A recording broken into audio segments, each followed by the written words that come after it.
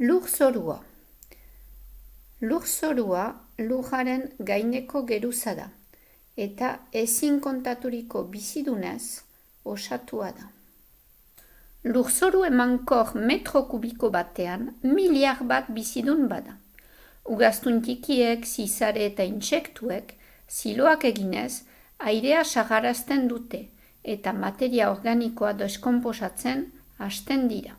Mikroorganismoek, hau da alga, bakterio eta onddoek, eraldatze hori edo deskonposaketa hori bukatzen dute.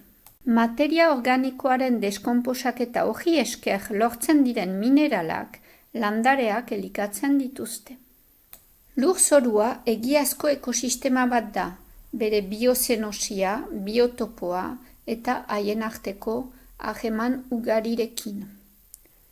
Giza jarduera anitzek maleruski ekosistema horren oreka mehatxatzen dute, kutsatzen eta batzutan desagerrarazten.